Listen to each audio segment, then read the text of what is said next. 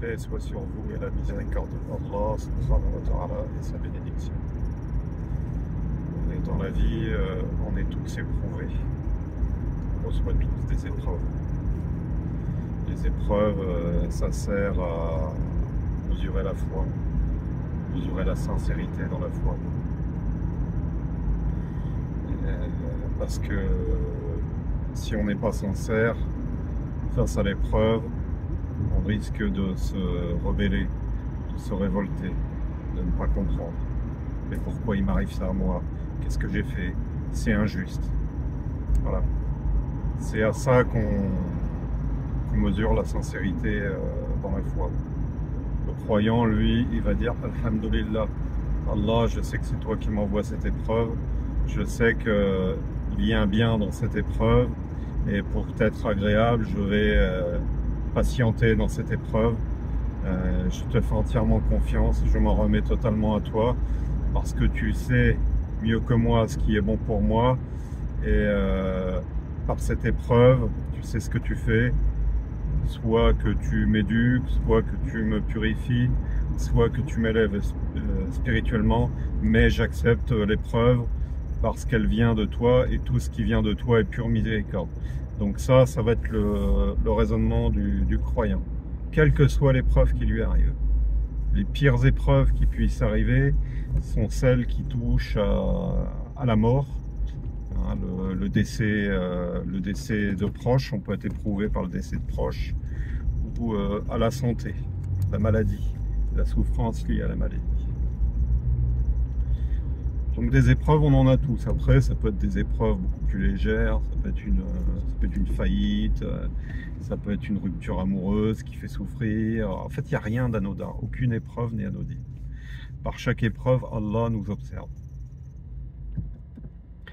Quand on est confronté à une épreuve, alors il y a des épreuves face auxquelles on ne peut pas faire grand-chose, hein, face au décès d'un proche. Hein, alors ce qui peut arriver de pire, c'est le décès d'un enfant, de son vivant. Hein, le prophète sallallahu alayhi wa sallam a vécu cette épreuve par la perte de son fils Ibrahim. Ça, c'est la pire épreuve qui puisse arriver à un homme, à un être humain. Alors, face à une telle épreuve, il va de soi qu'il n'y a pas grand chose à faire, et là, on ne peut que patienter. Sabr, la patience, l'endurance. Il n'y a que ça. Et ça, il n'y a vraiment que si on a un degré de foi élevé qu'on peut s'astreindre à cette patience. Après, les autres épreuves, hormis cette épreuve de la perte d'un proche,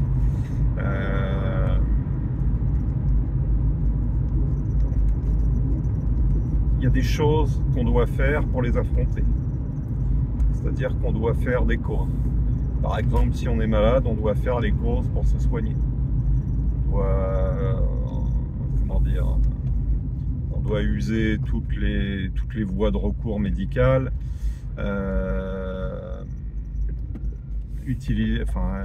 prendre tous les traitements possibles. On doit se battre. On doit faire as-sabab, les causes.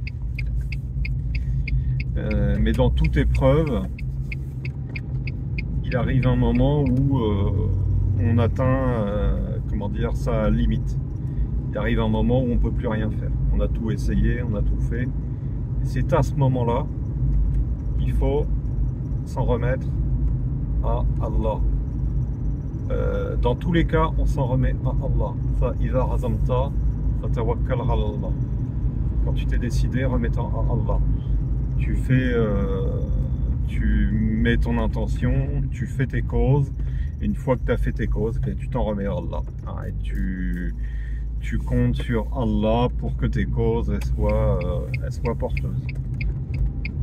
Mais il arrive effectivement un moment où tu es à court de causes, d'actions, tu n'as plus rien à faire, et c'est à ce moment-là, et ça c'est pas évident,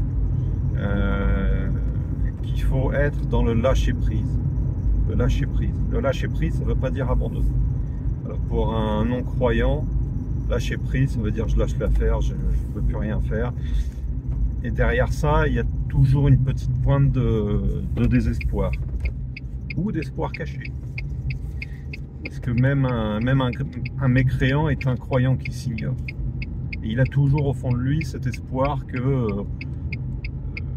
quelque chose qu'il n'identifie pas va arranger les choses. Il a toujours cette intuition qu'il y a une force supérieure qui peut quelque chose. Et même sans se l'avouer, il s'en remet à cette force. Voilà. Mais il faut être dans le lâcher-prise. Alors, alors le lâcher-prise, donc ça ne veut pas dire renoncer, ça veut dire s'en remettre à Allah. S'en remettre entièrement et pleinement à Allah. Alors, pour le non-croyant, ça sera inconscient.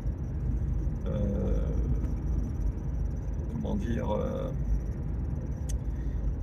inavoué, puisque c'est refoulé, c'est quelque chose de refoulé. Et pour le croyant, ça doit être en conscience. Donc ça, c'est là qu'on mesure la foi aussi.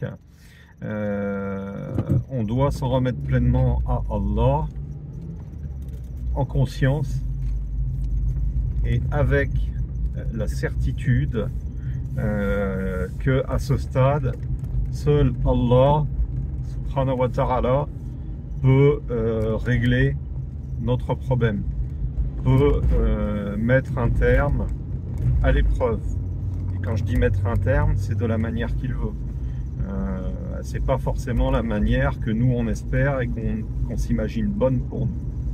Et quoi qu'il en soit, et quel que soit le terme de cette épreuve, il faut une fois de plus être dans l'acceptation, savoir dire Alhamdulillah, et puis avoir le yaqin, cette certitude que tout ce que Allah décide pour nous est la perfection absolue, que le décret de Allah subhanahu wa ta'ala est la perfection absolue. Donc voilà, face à l'épreuve, il n'y a pas 36 manières. S'il y a des choses à faire, on met l'intention de les faire, on fait les choses, on fait les causes et on s'en remet à Allah. Si il n'y a rien à faire, ou si on arrive au stade où il n'y a plus rien à faire, eh bien on s'en remet entièrement à Allah. On lâche l'affaire pour la remettre à la main d'Allah subhanahu wa ta'ala, et on s'en remet totalement et entièrement à lui. Et quand on s'en remet à Allah azza wa jal, on n'est jamais déçu, même si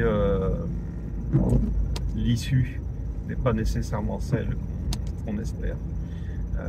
Si ce n'est ici-bas, dans l'au-delà, on aura l'explication, l'éclaircissement du bienfait de cette issue. On comprendra, tôt ou tard on comprendra. Barakallahu fikum wa jazakumullahu khayran. Subhana rabbika rabbil izzati amma yasifun wa salamun ala al-mursalin walhamdulillahi rabbil alamin. Assalamu alaikum wa rahmatullahi ta'ala wa barakatuh.